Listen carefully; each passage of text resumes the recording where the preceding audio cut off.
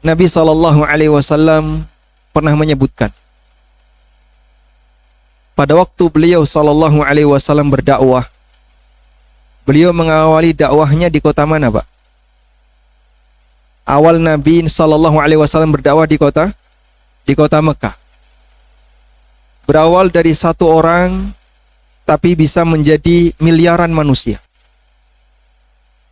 Pada waktu Rasulullah SAW mengawali dakwahnya di kota Mekah, di saat masih banyak tekanan yang diberikan oleh orang musyrikin kepada Rasulullah SAW dan para sahabat, yang waktu itu jumlahnya masih sangat sedikit. Beliau memberikan motivasi kepada para sahabat untuk tetap menjaga semangat dakwah, menyebarkan Islam kepada umat manusia, dengan beliau mengatakan, la yablughanna hadzal amru ma balagal lailu wan nahar. Dakwah ini akan sampai di tempat yang di sana ada siang dan malam. Puncak Kamojang ada siang malam enggak, Pak? Ada. Maka selama di sana ada siang dan malam, dakwah itu sampai. Sehingga meskipun dia berada di sudut bumi, di ujung dunia, Islam terdengar sampai di sana. Sehingga walaupun ini berada di sebuah tempat, saya nggak tahu ini masuk di Google Map nggak di sini? Masuk ya? Berada di ujung sekali, di tengah hutan, tapi dakwah sampai di sana. Di pelosok Eropa, dakwah sampai di sana. Di pelosok Amerika, ternyata dakwah juga sampai di sana.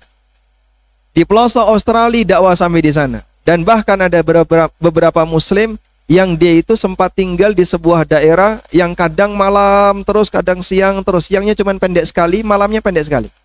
Dalam musim tertentu. Itu bagian dari anugerah yang diberikan oleh Allah Subhanahu wa taala. Bukti kebenaran bahwa apa yang disampaikan oleh Nabi SAW adalah dakwah yang benar dan beliau tidak berdusta. Makanya ada sebagian non-muslim yang terheran ketika ada orang yang menuduh Nabi Muhammad SAW itu berdusta. Karena yang namanya kedustaan, Pak, itu tidak mungkin bisa diterima dalam kurun waktu yang lama. Orang kalau berdusta, kemudian mempertahankan dan menutupi kedustaan selama 14 abad itu mungkin enggak, Pak? Enggak mungkin. Sehingga tidak mungkin yang namanya kedustaan itu bisa bertahan dalam waktu beratus-ratus tahun, bahkan berabad-abad. Dan kita tahu bahwasanya usia dakwah Islam yang dibawa oleh Nabi SAW sampai sekarang di usia berapa, Pak? 1444 Hijriyah, itu kalau dihitung dari hijrahnya Nabi SAW. Belum mundur sejak awal beliau berdakwah di Mekah selama 13 tahun. Tidak mungkin orang bisa menutupi kedustaan selama 14 abad lebih. Demikian pula tidak mungkin kedustaan itu bisa memberikan pengaruh sampai miliaran manusia, bahkan sampai menembus batas waktu dan tempat. Beliau berada di titik Mekah. Kalaupun bohong, kalaupun berdusta, itu paling efek dustanya kan sekitar Mekah atau di Jazirah Arab. Tapi ini Masya Allah, sampai berada di puncak Kamojang pun percaya bahwa kita sebagai penganut ajaran Nabi Muhammad Sallallahu Alaihi Wasallam. Maka kalau disebut bahwasanya ajaran beliau atau Al-Quran adalah kitab bohong, buatan Muhammad, ajaran beliau adalah dusta, ini mustahil. Karena dusta tidak bisa memberikan pengaruh seluas ini dan tidak bisa bertahan selama ini. Ini salah satu di antara bukti mukjizat yang diberikan oleh Allah Subhanahu wa taala untuk ajaran Nabi Muhammad sallallahu alaihi wasallam. Kita berada di sebuah tempat yang jauh dari posisi beliau. Kita juga berada di sebuah waktu yang jauh dari waktu beliau.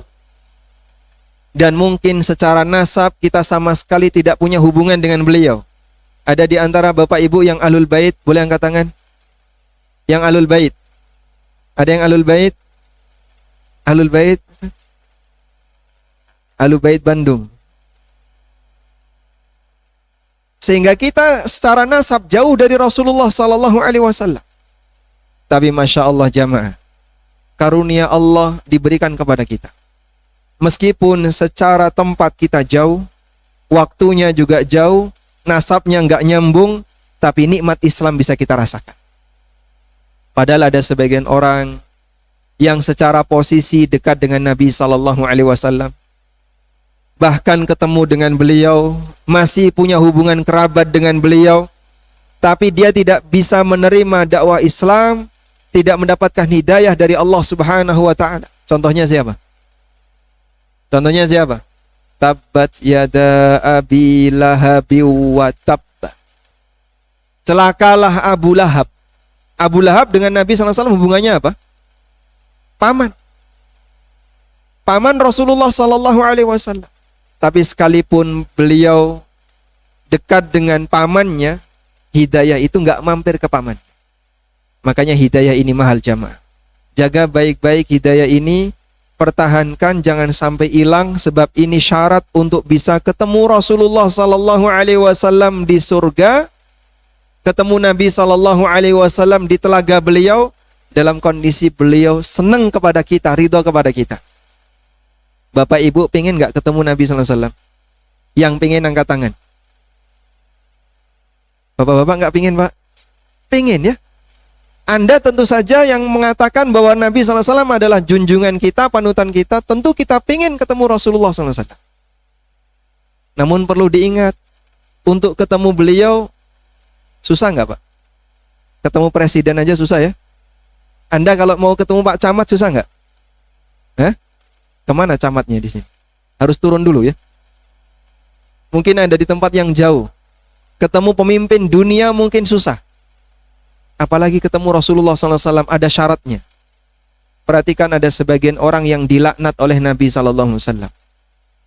Dalam sebuah hadis riwayat Muslim dari sahabat Jabir bin Abdullah radhiyallahu anhuma, Rasulullah SAW atau Jabir pernah mengatakan, la'ana Rasulullah SAW akilar riba wa mukilahu wa katibahu wa syahidai wa qalahum sawa.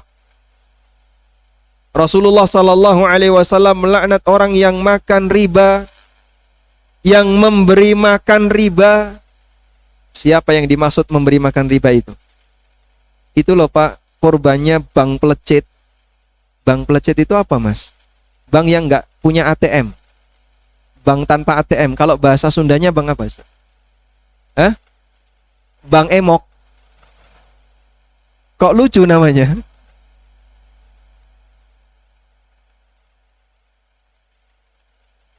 Udah jangan ribut dulu ya, tenang dulu, jangan ribut dulu. Saya yakin di sini korbannya banyak. Tapi jangan ribut dulu. Ini kan bank nongol tiap hari kan? Makanya istilahnya beda-beda. Kalau di Jawa nyebutnya bank pelecit. Kalau di Pekalongan nyebutnya bank tongol. Kalau di Sunda namanya bank emok. Beda-beda sebutannya tapi hakikatnya sama. Dia nongol tiap hari, ngambil setoran, Anda bayar pokok plus apa? Riba. Dan itu dilakukan setiap hari. Biasanya utang 1 juta bayar berapa, Bu? Utang 1 juta biasanya bayar berapa? Yang punya pengalaman colong cerita.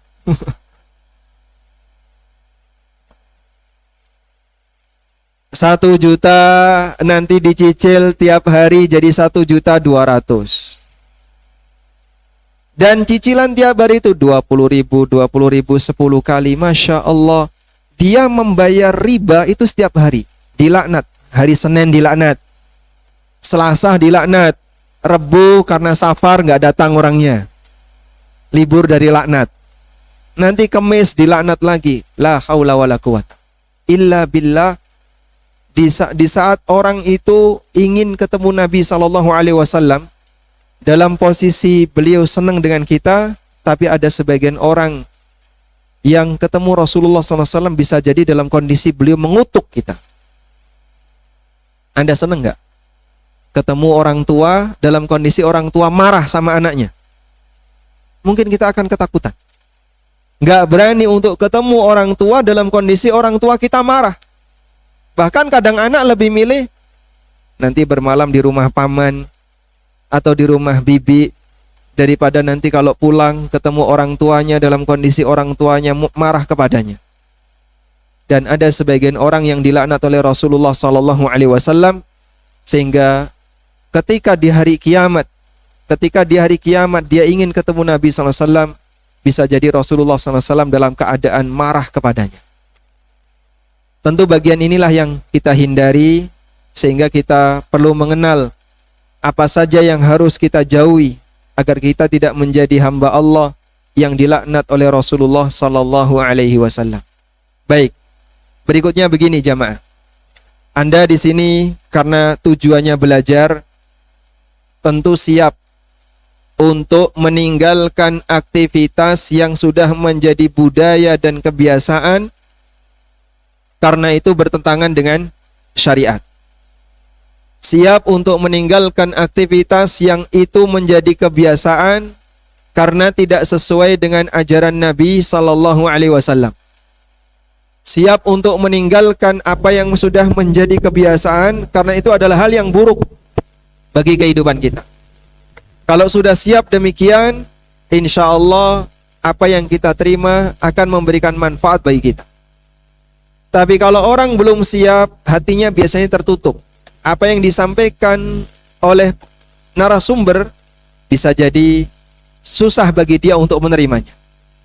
Coba kita lihat ya, beberapa kisah yang Allah sebutkan dalam Al-Quran. Fenomena dakwahnya para nabi di tengah masyarakat. Tolong yang belakang, tenang dulu yang belakang. Di belakang ada arisan kah? Ada arisan di belakang, Pak? Gak ada. Gak ada arisan kan? Baik. Jadi tolong yang di belakang tenang dulu ya. Kita fokus karena saya mau membacakan firman Allah Subhanahu wa taala. Allah menceritakan fenomena yang terjadi di masa silam. Ada seorang nabi yang menyampaikan dakwah kepada umatnya, lalu umatnya menolak dakwah dan kebenaran nabi ini dengan alasan apa yang sudah mereka lakukan adalah kebiasaan yang mereka terima dari nenek moyang mereka, dari bapak-bapak mereka sejak dulu. Sehingga kamu jangan mengubah apa yang sudah menjadi budaya dan kebiasaan kami. Sehingga dia beralasan dengan budaya untuk menolak apa Pak? Kebenaran. Allah Subhanahu wa taala berfirman di surat Luqman ayat 21. Di surat Luqman ayat 21 Allah berfirman, "Wa idza qila lahum ittabi'u ma anzalallah qalu bal nattabi'u ma wajadna 'alaihi aba'ana." Apabila dikatakan kepada mereka, "Ittabi'u ma anzalallah," ikutilah syariat yang telah Allah turunkan. Qalu, maka jawaban mereka, "Bal nattabi'u ma wajadna 'alaihi aba'ana." Kami mengikuti apa yang sudah kami jumpai dari kebiasaan orang tua kami, bapak-bapak kami. Ini sudah menjadi budaya kami, ini sudah menjadi kebiasaan kami, ini sudah menjadi rutinitas kami sejak dulu. Bahkan kakek-kakek kami, nenek-nenek kami, bapak-bapak kami sudah kayak gini. Kamu jangan membawa sesuatu yang baru. Masya Allah. Itulah respon yang disebutkan oleh Allah dalam Al-Quran, yang dilakukan oleh musuhnya para nabi. Di saat para nabi itu mengajak mereka untuk mengikuti kebenaran, mereka menolaknya dengan alasan apa jemaah? Dengan alasan bahwa ini sudah menjadi budaya, ini sudah menjadi kebiasaan. Berarti kalau membela aktivitas yang salah dengan alasan bahwa itu sudah menjadi budaya dan kebiasaan, alasan seperti ini diterima atau tidak? Diterima atau tidak? Belum kompak. Alasan seperti ini diterima atau tidak? Tidak. Baik. Di luar hujan, walhamdulillah. Sandal Anda kehujanan enggak? Sandal Anda kehujanan? Saya sudah ngingatin ya. Kalau nanti pulang sandalnya basah, jangan salahkan saya ya. Baik. Ada orang-orang non-muslim di masa silam, ketika dihadirkan seorang nabi kepada mereka, Lalu Nabi itu menyampaikan risalah yang datang dari Allah. Ternyata musuh para Nabi ini menolak dengan alasan bahwa kami sudah memiliki kebiasaan tertentu yang kami dapatkan dari nenek moyang kami, dari bapak-bapak kami, kau jangan mengubah itu. Baik. Di ayat yang lain, Allah Subhanahu wa taala juga menceritakan tentang kebiasaan umat masa silam. Di surat Az-Zukhruf ayat 23. Allah berfirman, "Wa kadzalika ma arsalna min qablika fi qaryatin min nadhirin."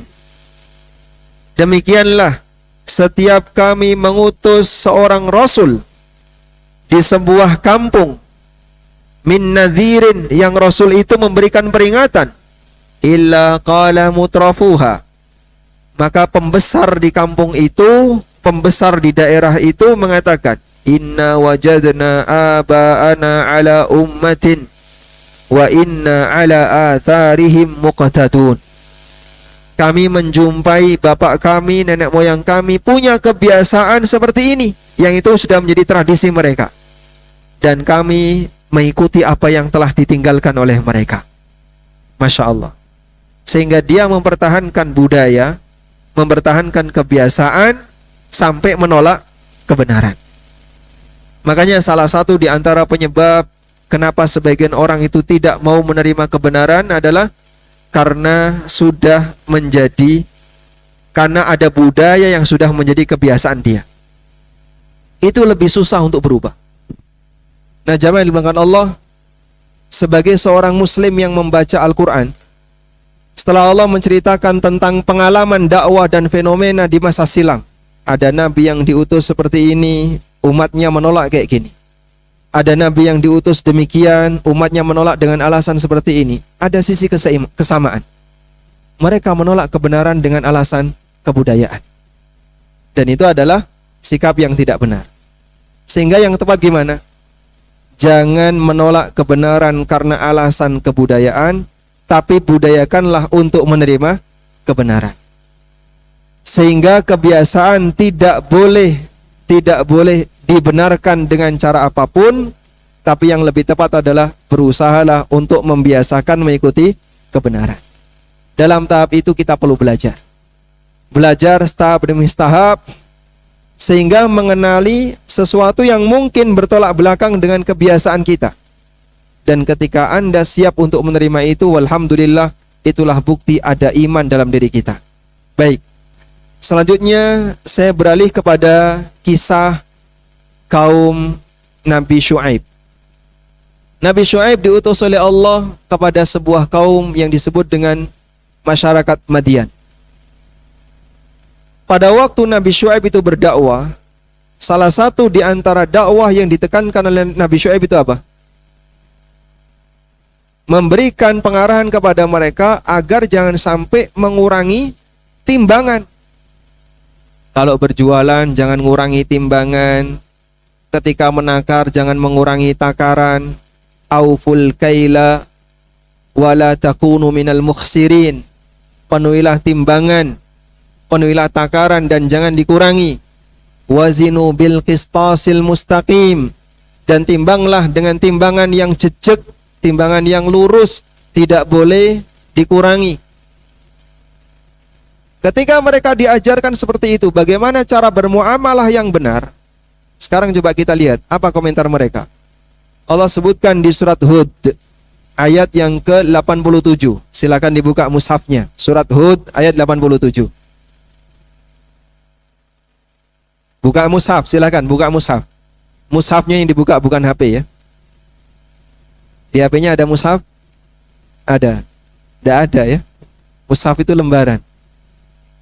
Baik. Di HP ada WA ya. Wawasan Al-Quran. Ada? Silakan dibuka. Surat Hud ayat 87. Allah Subhanahu wa taala berfirman, menceritakan komentar orang-orang kafir yang menolak dakwahnya Nabi Syuaib. Qalu, mereka mengatakan, ya Syuaibu, As-salatuka ta'muruka an natruka ma ya'budu aba'una au an naf'ala fi amwalina ma nasha' innaka la antal halimur rasyid.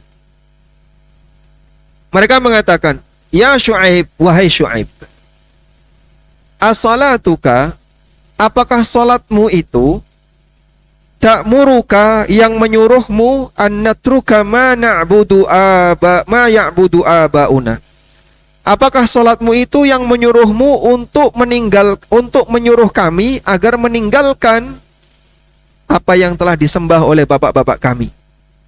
Au an naf'ala fi amwalina ma nasha', atau melarang kami untuk melakukan tindakan terhadap harta yang kami miliki sebagaimana yang kami kehendaki.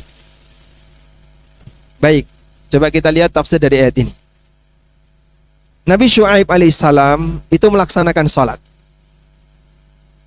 Dan sholat yang beliau kerjakan itu dianggap sebagai orang-orang kafir di zamannya.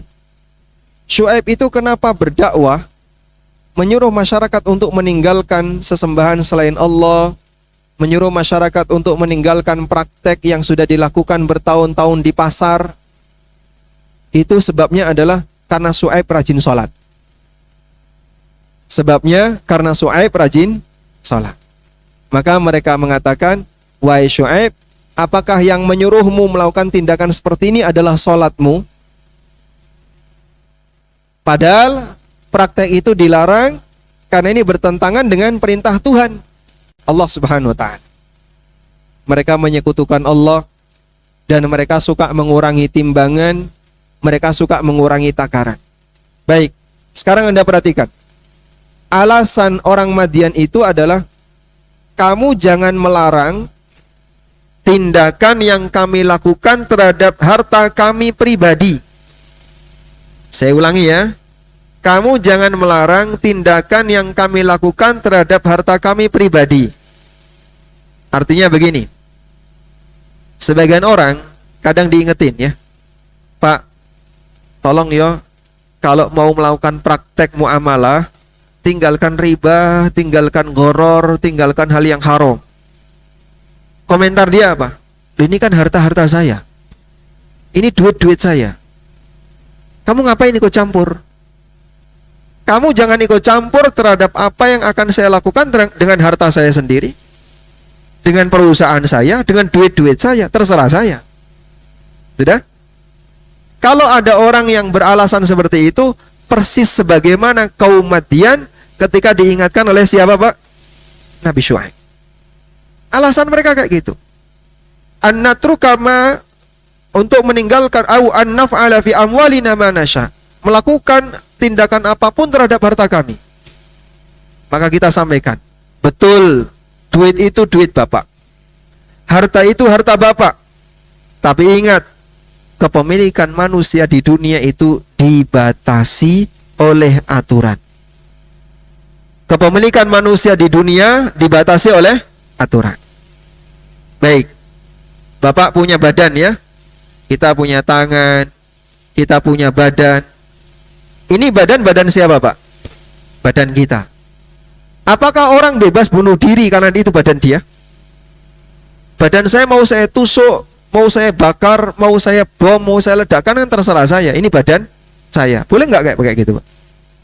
Kenapa enggak boleh? Wong ini badan saya. Saya mau motong tangan saya mau motong kuping saya, terserah saya. Oh, enggak bisa. Betul, itu milik kamu. Tapi kepemilikan hamba ketika di dunia itu dibatasi oleh apa? Aturan.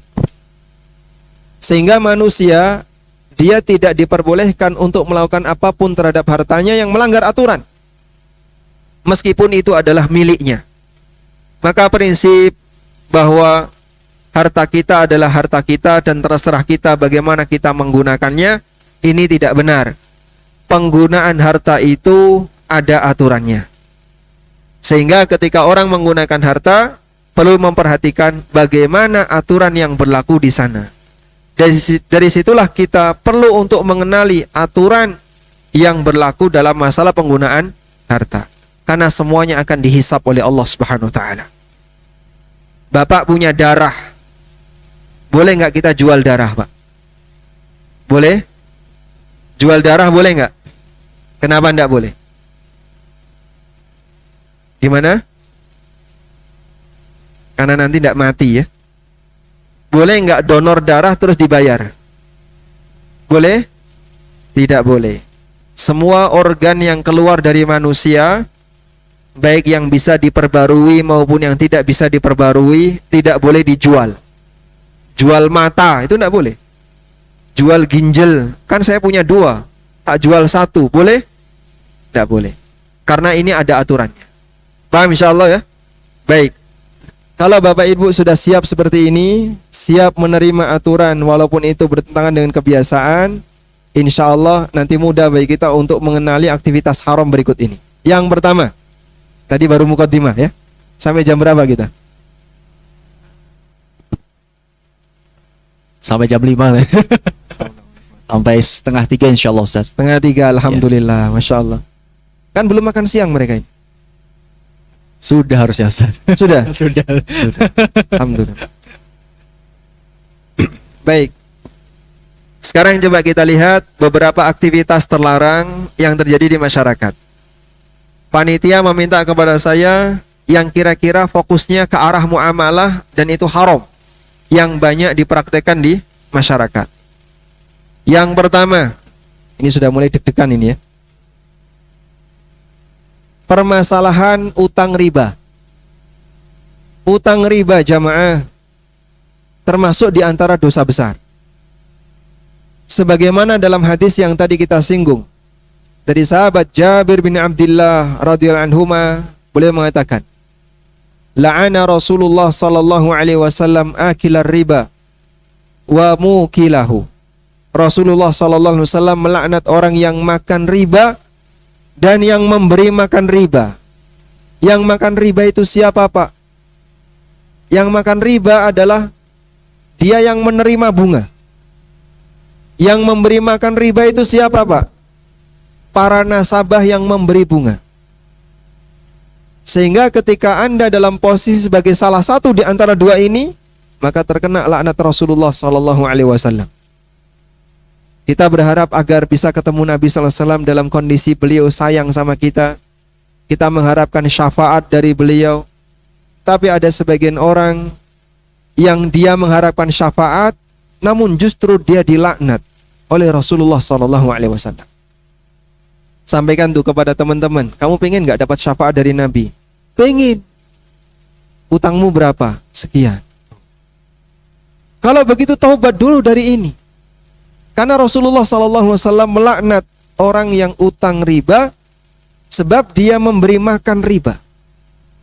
Harus selesai, berhenti dan bertobat kepada Allah Subhanahu wa taala.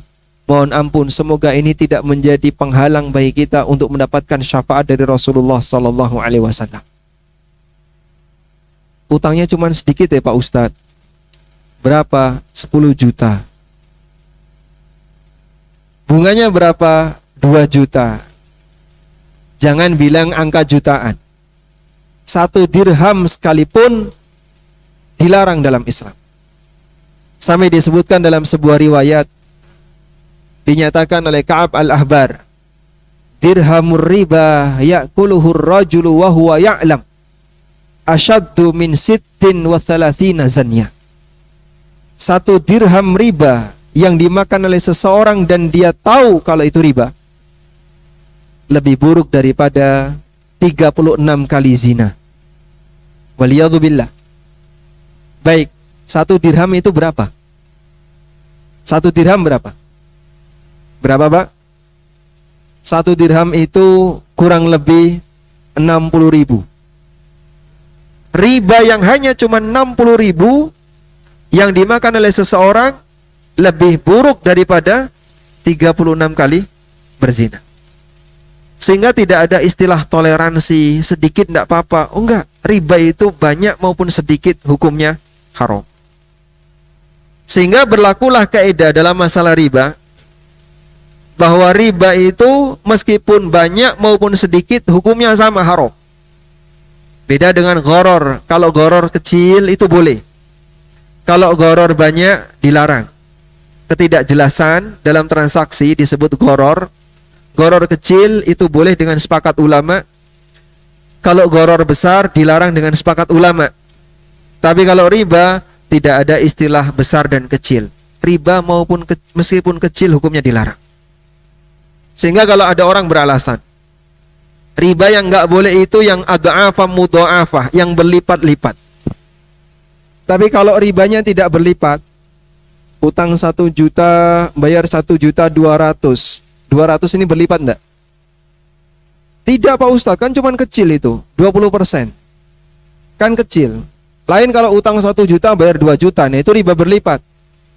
Baik, yang dimaksud firman Allah Subhanahu wa taala, la ta'kulur riba adha'afan mudha'afah, jangan makan riba secara berlipat, bukan berarti bahwasanya riba yang kecil itu boleh, namun maksudnya adalah riba itu kalau dibiarkan lama-lama nanti akan berlipat.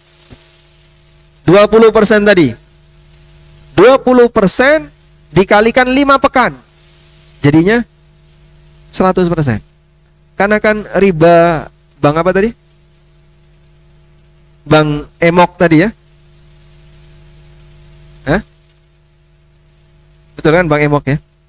Karena kan bank emok ini pekanan. Kalau enggak bisa nanti jadinya tambah 1 pekan lagi, tambah gede lagi. Cukup hanya waktu 1 bulan sudah sampai 100%. Waliyadzubillah. Makanya sangat disayangkan ya. Utang 2 juta. Yang digadaikan rumahnya. Lalu karena pandemi dia nggak bisa bayar, hanya kurang lebih butuh waktu 2 tahun, rumah hilang. La haula wala quwata illa billah. Makanya praktek seperti ini adalah zalim besar dan Islam melarang keras, sehingga sampai dalam Al-Quran Allah Subhanahu wa ta'ala memberikan ancaman berupa tantangan perang.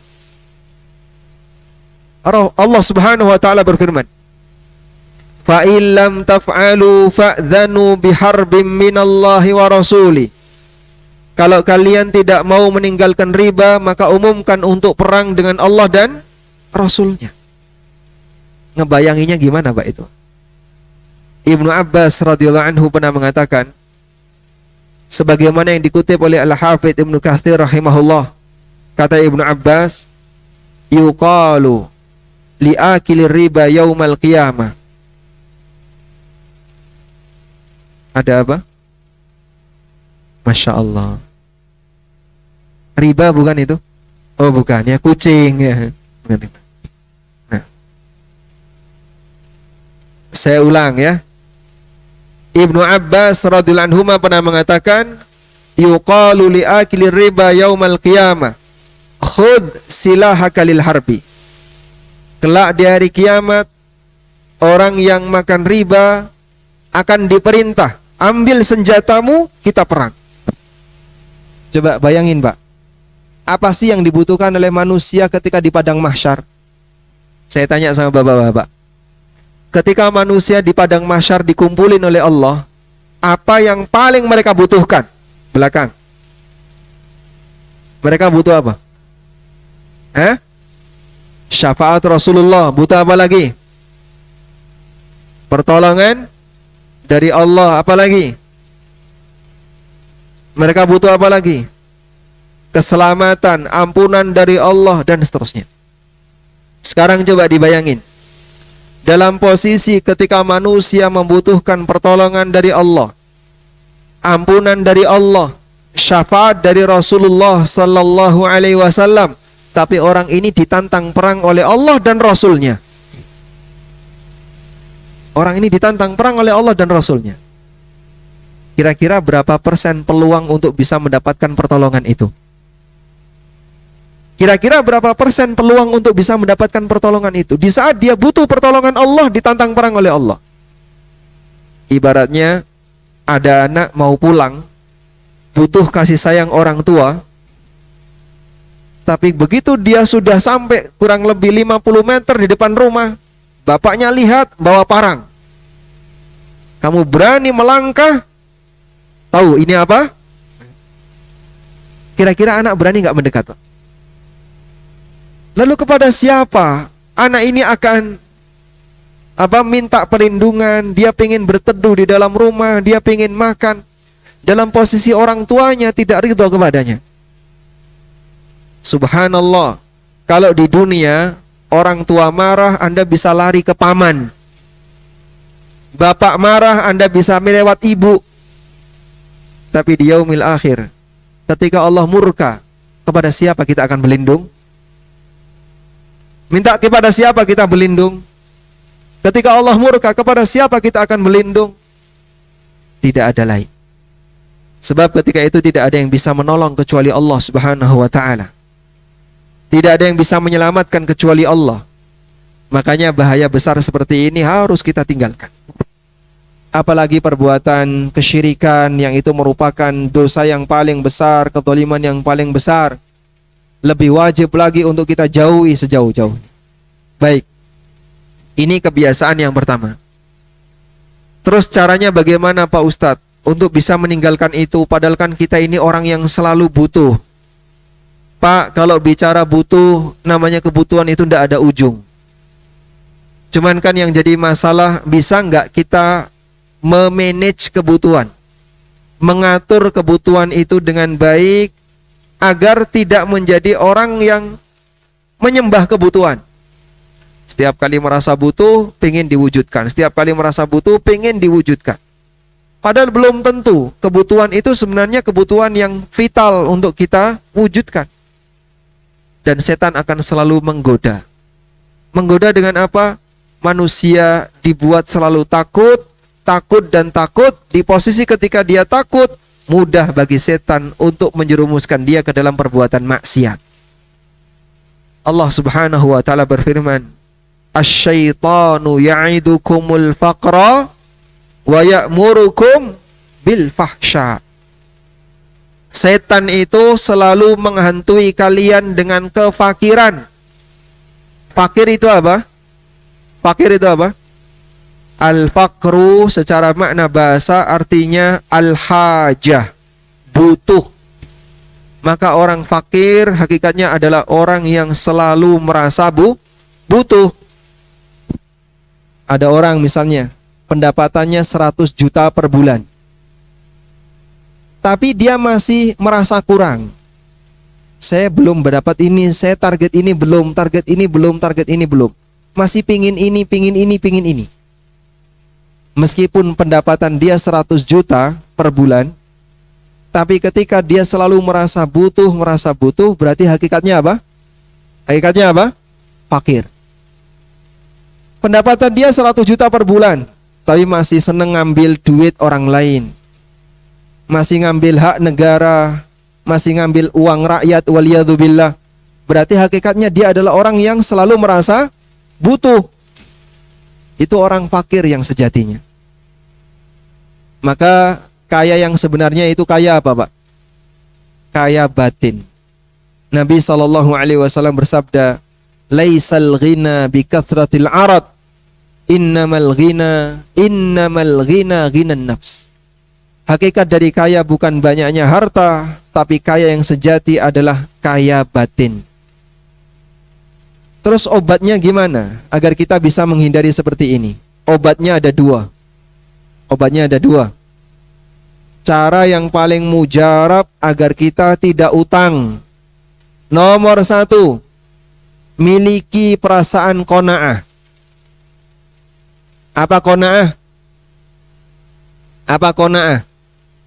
Merasa cukup dengan pemberian Allah Subhanahu wa ta'ala. Wong Jawa bilang nrimo ing pandum. Bapak Ibu paham ini? Merasa cukup dengan apa yang dikasih oleh Allah, sehingga Anda punya apa itu yang disyukuri.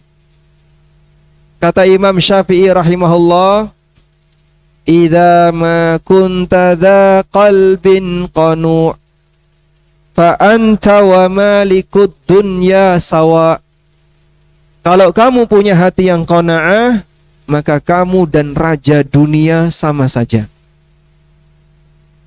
Kalau kamu punya hati yang qanaah, kamu seperti raja. Karena raja itu sudah punya banyak fasilitas, semuanya dicukupi. Orang yang qanaah juga seperti itu. Dia merasa cukup dengan apapun yang dia miliki, ibarat seorang raja. Meskipun di rumah nggak punya Tupperware, tapi piring yang pecah masih ada. Meskipun tidak punya gelas yang bagus, tapi gelas lama masih ada. Yang penting bisa menikmati gelas. Itulah orang yang qanaah. Sudah? Dan qanaah itu butuh latihan. Butuh latihan. Sehingga berlatih qanaah, selalu merasa cukup, ingat dengan banyak nikmat Allah yang diberikan ke kita. Insya Allah orang ini dapat surga dunia. Karena nikmat apapun yang dia miliki selalu dia syukuri. Dia selalu merasa cukup. Tapi orang kalau nggak qanaah, ini merasa butuh, besok merasa butuh lagi. Datang tawaran utang, ngambil. Datang tawaran utang lagi, ngambil. Gali lubang, ini belum selesai, utang lagi untuk nutupi yang ini, nanti utang lagi untuk nutupi yang ini. Waliyadzubillah, sampai kapan Anda menjadi manusia utang? Ketika dia tidak bisa menghentikan utangnya. Baik, selanjutnya. Cara yang kedua, agar kita bisa menghindari kebiasaan utang ribawi. Dalam urusan dunia, lihatlah kepada orang yang lebih bawah. Tapi dalam urusan akhirat, lihatlah kepada yang lebih tinggi. Sehingga kalau Anda melihat punya tetangga, kulkasnya baru, mobil baru, lihat tuh tetangga yang nggak punya motor, Bapak masih punya motor. Yang nggak punya motor, lihat kau masih punya sepeda, sebelah itu nggak punya sepeda, dan demikian seterusnya. Cara seperti ini disampaikan oleh Nabi SAW agar kita tidak meremehkan nikmat Allah. Jadi manusia dalam menyikapi nikmat Allah itu ada 3 tingkatan. Manusia dalam menyikapi nikmat Allah ada 3 tingkatan. Syukur, meremehkan, dan tingkatan pertengahan. Nabi SAW mengingatkan, kalaupun nggak bisa syukur, minimal jangan meremehkan. Karena kalau sudah sampai pada tingkatan meremehkan, dosa. Sehingga dia meremehkan nikmat Allah, itu perbuatan apa, Pak? Dosa. Nabi SAW ingatkan, unduru ila man huwa asfala minkum wala tanduru ila man huwa fawqakum fahuwa ajdaru alla tazdaru ni'matallahi alaikum. Lihatlah kepada orang yang lebih rendah dibandingkan kamu. Jangan kau lihat orang yang lebih tinggi daripada kamu, karena itu lebih layak bagi kamu untuk tidak meremehkan nikmat Allah yang telah Allah berikan kepada kamu. Contoh, ada orang sudah punya mobil, tapi mobilnya Cherry, Pak. Kemudian sebelahnya tetangganya punya mobil, tapi mereknya lebih tinggi lagi. Apa misalnya? Camry. Yang satu Cherry, yang sebelahnya Camry. Sudah? Yang punya Cherry ini selalu ngelirik sebelahnya. Wah, kayaknya kok enak ya, kok bagus naik Camry. Akhirnya dia punya Cherry, naik Cherry rasanya hilang. Gak ada rasa itu. Bahkan kadang isinya cuma ngumpat aja. Apalagi belum kalau mobilnya suka batuk, nanti istrinya komentar terus ya. Sehingga selama perjalanan istrinya jadi komentator. Makanya besok lagi beli Camry. Berkali kayak gitu. Sakit hati itu jadi. Nikmat ada di tangan, tapi karena dibawa ke batin tidak cocok, akhirnya bikin sakit hati. Di saat itulah dia meremehkan nikmat yang dia miliki. Sehingga kadang dia menghina mobilnya, mobil tua kayak gini. Dia menghina hartanya, terjadi karena dia meremehkan nikmat Allah sebab dia lihat ke atas. Makanya misalnya minimal begini, coba ya, Anda bertamu atau Anda menerima tamu, ya. Saat Anda menerima tamu dikasih suguhan, suguhannya nggak seberapa. Tapi oleh tamu ini dihargai, dimakan dengan nyaman, dengan lahap, dia merasa bahagia. Meskipun bisa jadi kasinan ya, tapi dia bilang, oh enak-enak ya. Padahal aslinya apa? Asin. Kira-kira tuan rumah bahagia nggak? Bahagia. Tapi kalau Anda ngasih suguhan yang enak, terus tamunya nggak mau nyentuh, bahkan ngeremehin, cuman kayak gini, ada nggak yang lebih dari ini? Kira-kira tuan rumah sakit hati enggak? Sakit hati. Anda sudah masakin komplit, lengkap, tapi suaminya nggak mau makan di rumah. Kira-kira gimana perasaannya? Gimana? Kecewa. Makanya wajahnya harus terbang itu. Sehingga kadang seorang istri itu bisa kecewa gara-gara bapak-bapak ketika sampai rumah sudah dilayani dengan aneka masakan, ternyata nggak mau nyentuh. Karena dia lebih tertarik dengan masakan tetangganya. Wah, ini membahayakan ya Pak? Bahaya nggak Pak? Gimana Pak? Masakannya kenapa? Masya Allah. Jadi ada sebagian orang yang seperti itu saja sudah emosi. Sekarang coba lihat, nikmat Allah yang Allah berikan kepada kita banyak sekali. Dalam posisi ketika Allah sudah ngasih banyak nikmat kepada kita, kita tidak bisa bersyukur, malah kebalikannya, meremehkan. Allah Subhanahu wa taala ketika ada hambanya seperti ini, dia tidak bersyukur dan bahkan meremehkan nikmat Allah, bisa jadi Allah tidak ridho kepadanya. Makanya minimal kalau nggak bisa syukur, minimal diam saja.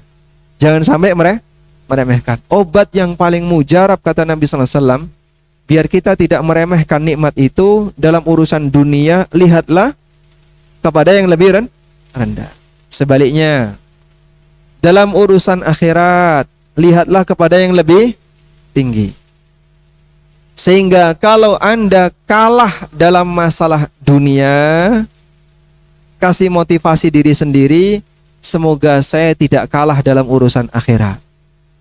Hasan Al-Basri pernah mengatakan, "Idza ra'aitar rajula yunafisuka fid dunya, fanafishu fil akhirah."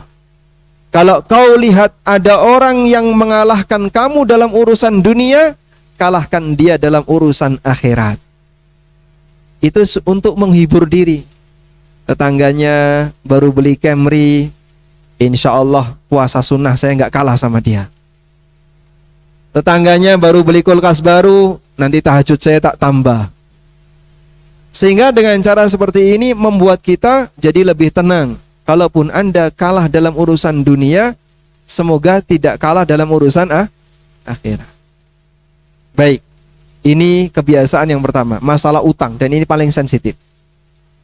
Selanjutnya yang kedua, kebiasaan buruk yang kedua dalam masalah muamalah adalah suka mengurangi timbangan atau takaran. Kata orang sampai begini ya, penjual bensin eceran yang pinggir jalan, ada nggak yang seliter? Ada yang seliter Pak? Ada? Nggak ada ya? Anda kalau beli berapa? Sebotol. Karena dalam botol itu pasti kurang dari 1 liter. Itu sudah jadi kebiasaan kita. Sehingga orang tidak beli bensin 1 liter, tapi beli 1 botol. Karena dia kurang. Tidak? Gula sekilo ada nggak? Ada. Biasanya kurang ya. Kurang 0,2 on. Kurang sekian. Yang bungkusan ya. Yang kemasan. Kalau kemasan dari perusahaan, pabrik itu biasanya pasti pas. Tapi harganya agak mahal. Tapi kalau beli gula, kalau orang Jawa nyebutnya gula tilik. Tahu tilik Pak? Kalau berkunjung ada orang yang baru saja punya anak berkunjung, itu namanya apa? Curah. Gula curah. Itu kan jarang yang 1 kilo. Rata-rata kurang 0,0,0. Baik, dan itu jadi kebiasaan di masyarakat. Sekarang coba kita perhatikan firman Allah Subhanahu wa taala. Wailun lil mutaffifin. Celakalah bagi para mutaffif. Siapakah mutaffif itu? Alladzina idza talu 'alan nasi yastawfun.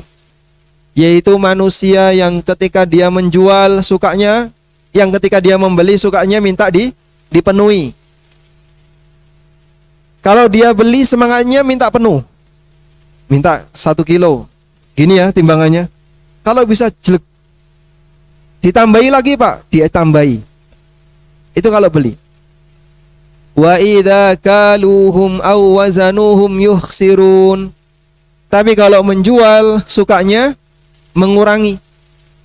Sehingga ketika menjual kadang dikurangi takarannya, kadang dikurangi timbangannya. Allah ingatkan, ala yadhunnu ulaika annahum mab'utsun. Tidakkah mereka sadar kalau nanti mereka akan dibangkitkan di yaumil qiyamah? Liyaumin azim, dibangkitkan di hari yang agung, yaitu hari kiamat.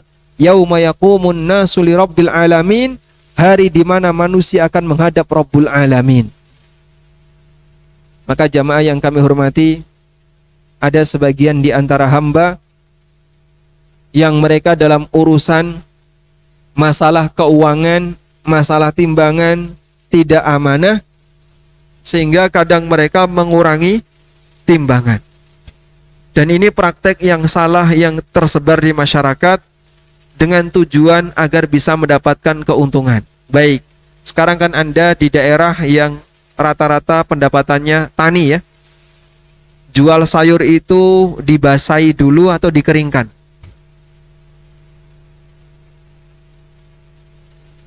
Ya. Di sini ada kebiasaan apa? Ada sebagian orang ketika mau menjual sesuatu direndam dulu. Semalam direndam, besok pagi baru dijual. Itu komoditas apa di sini, Pak? Biasanya apa, Pak? Hah? Apa? Rongsokan dus. Kardus. Baik. Kacang misalnya ya. Kacang itu ketika dijual, kadang tanah-tanahnya itu, Pak, diikutkan. Sehingga kadang dikasih dulu tanah-tanah liat itu dikasih, dah. Nanti digoyang-goyang dikit, terus ditimbang. Akhirnya tanahnya ikut ketimbang. Sehingga dia bisa mendapatkan keuntungan lebih karena ada tanah yang ikut ditimbang. Apalagi sayuran juga seperti itu dan seterusnya. Ingat, semua ini kalau disengaja, orang sengaja melakukan pelanggaran dengan cara mengurangi kadar dari apa yang dia jual, ini masuk karakter mutaffif. Apa itu mutaffif? Orang yang suka mengurangi timbangan. Waliyadzubillah. Baik. Lalu obatnya bagaimana, Pak, agar kita tidak jadi orang mutaffif? Ingat bahwa nanti semuanya akan dipertanggungjawabkan di akhirat. Kalaupun pembeli Anda tidak tahu, Allah Maha tahu. Orang kalau menjual makanan bungkus itu ya, di bawahnya dikasih kardus, sehingga kelihatan stroberi itu di atas tebel. Padahal bawahnya apa, Pak? Betul kayak gitu ya. Yang satu paket itu loh, satu wadah itu ada stroberi ditata, kemudian bawahnya dikasih kardus. Kelihatannya tebel, padahal kardusnya yang tebel. Dan itu banyak di masyarakat kayak gitu. Dia mau nyari duit berapa sih? Hanya selisih sekian rupiah. Kejujuran penting, sampaikan apa adanya. Saya jual sekian, timbangannya sekian, dan jangan sampai ada yang ditutupi. Masya Allah, saya kelebihan beban ini ya. Waktunya kelebihan ya. 2:30 kan selesai. Masih 15 menit lagi. Baik, 15 menit untuk tanya jawab kan? Bukan Ustaz, nanti sampai jam menjelang asar Ustaz, insya Allah jam 3 asar. Baik, baik, Masya Allah, Alhamdulillah. Sampai qomat asar. Nanti mereka nggak sholat nanti. Nah, asar jam berapa? Jam 3? Jam 3.10. Baik. Selanjutnya, berikutnya kebiasaan dalam masalah muamalah yang dilarang dan kadang banyak dilakukan oleh sebagian orang. Menggabungkan antara utang dengan jual beli. Menggabungkan antara utang dengan jual beli. Yang belakang sudah ngantuk belum? Yang belakang. Oh, dari tadi hawanya hawa ngantuk itu yang belakang. Tolong dibangunin mas, yang ngantuk itu mas. Baik, kita lanjutkan ya. Salah satu di antara kebiasaan yang tidak boleh adalah menggabungkan antara utang dengan jual beli. Contohnya bagaimana Pak? Atau sebelumnya saya sebutkan dalilnya. Dalam hadis yang diriwayatkan oleh Ahmad, Abu Dawud dan yang lainnya, Rasulullah sallallahu alaihi wasallam pernah bersabda, "La yahillu salafun wa bai'." Tidak halal utang digabung dengan jual beli. Coba diingat kalimatnya. Tidak halal utang digabung dengan jual beli. Apa yang dimaksud utang digabung dengan jual beli? Yang dimaksud utang yang digabung dengan jual beli adalah si A utang kepada si B. Namun si B mensyaratkan, saya masih mau ngasih utang ke kamu, tapi syaratnya harus ada jual beli di antara kita. Syaratnya harus ada jual beli di antara kita. Misalnya, saya mau ngasih utang ke kamu, tapi syaratnya kamu harus rutin belanja di swalayan saya, di toko saya. Ini tidak boleh ya, karena berarti menggabungkan utang dengan jual beli. Praktek yang lain yang cukup banyak di masyarakat. Seorang petani, dia mau nanam stroberi. Bibit stroberi mahal nggak Pak? Modal stroberi mahal nggak? Yang paling mahal biasanya apa Mas? Kentang. Baik, ada orang mau nanam kentang. Dia mau nanam kentang, butuh modal 10 juta untuk sekian hektar tanah. Karena dia nggak punya duit 10 juta, nggak punya modal, akhirnya dia datang ke orang kaya, Pak Haji. Pak Haji, saya mau utang 10 juta. Pak Haji bersedia, oke, saya akan utangi kamu 10 juta, tapi ada syaratnya. Apa syaratnya Pak Haji? Nanti kalau kamu panen kentang, kentangmu harus dijual ke tempat saya. Ini Pak Haji pengepul. Pengepul kentang, pengepul sawi, pengepul aneka sayuran dan seterusnya. Dan Pak Haji ini menyediakan utang kepada para petani. Utang.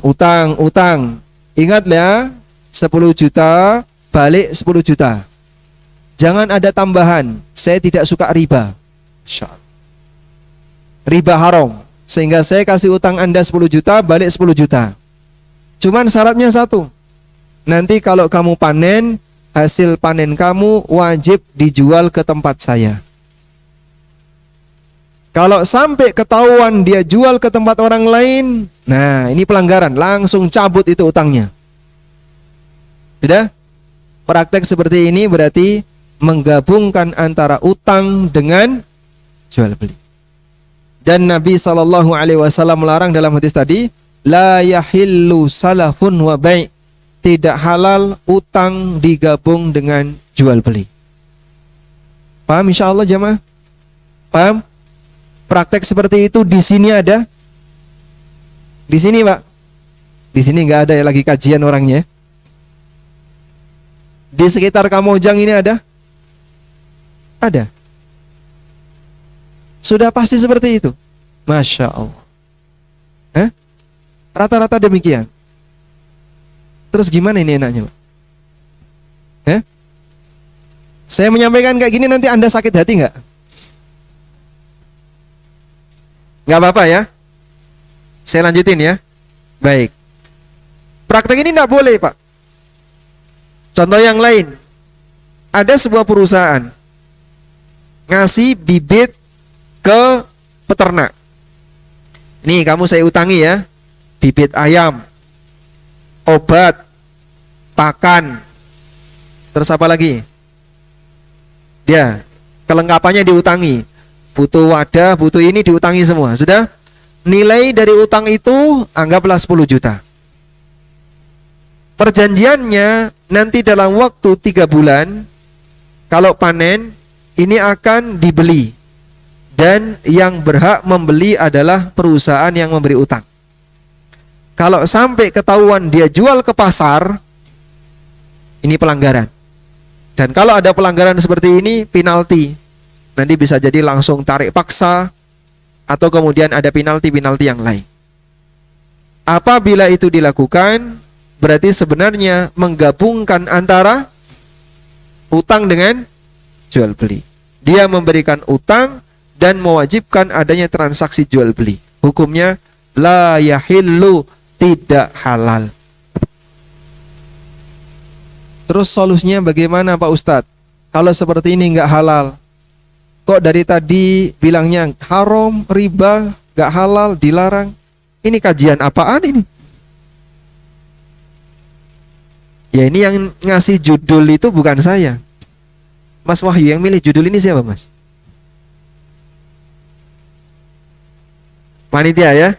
Makanya kalau protes tanyakan panitia. Kenapa panitia milih judul seperti ini? Sehingga kajian ini judulnya aktivitas haram yang dianggap biasa. Berarti kan kita carikan yang nggak boleh tadi ya. Makanya saya mohon izin, kalau dari tadi saya bilang ini nggak boleh, ini tidak halal, ini riba, ini haram, memang sengaja panitia milihnya yang kayak gitu. Sehingga mohon maaf kalau menyakiti hati para jamaah sekalian. Baik. Sekarang solusinya bagaimana solusinya? Agar ini diperbolehkan. Solusinya gimana kira-kira Pak? Lakukan akad permodalan. Nah, kalau permodalan boleh. Sehingga yang dilakukan bukan akad utang, tapi akad permodalan. Bedanya gimana Mas? Bedanya bagi hasil, bukan jual beli. Caranya begini. Pak Haji ngasih modal ke petani 10 juta untuk panen kentang. Sudah? Perjanjiannya nanti kalau panen, hasil panen akan dijual. Boleh dijual di pasar, boleh dijual di tempat A, tempat B, dan seterusnya. Hasil penjualan itu nanti dibagi. Dikembalikan dulu untuk modal 10 juta, sisanya dibagi. Sesuai kesepakatan. Misalnya 50-50% atau 60-40. Pembagian itu sesuai kesepakatan. Tapi jika terjadi kerugian, maka modal tidak boleh dikembalikan. Sehingga kalau terjadi kerugian, Pak Haji sebagai investor juga harus siap kehilangan modalnya atau modalnya berkurang. Karena modal tidak boleh dijamin. Berdasarkan sabda Nabi SAW dalam sebuah hadis yang sahih, wala ribha ma lam yudman. Tidak boleh ada keuntungan yang tidak menanggung resiko kerugian. Tidak boleh ada keuntungan yang tidak menanggung resiko kerugian. Mafhum insyaallah? Bisa dipahami jamaah? Baik. Sehingga kalau gagal panen, uang 10 juta itu bisa jadi hilang atau berkurang. Loh kok cuman kembali 2 juta? Mohon maaf Pak, ternyata kentangnya hilang, jadi kacang. Akhirnya ketika saya jual harusnya cuma sekian. Ya ini adanya hasil sekian, saya kembalikan. Sudah? Itu konsekuensi ketika usaha itu gagal. Disebabkan karena dalam akad kerjasama tidak boleh modal itu dijamin. Sampai di sini paham insyaallah? Paham ya? Baik.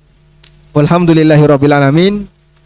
Barangkali itu yang bisa kita sampaikan sebagai pengantar. Dan kita masih punya beberapa waktu. Nanti kita berikan kesempatan bagi para jamaah untuk memberikan saran, kritikan dan masukan. Demikian, wassallallahu ala nabiyyina Muhammadin wa ala alihi wa sahbihi wasallam.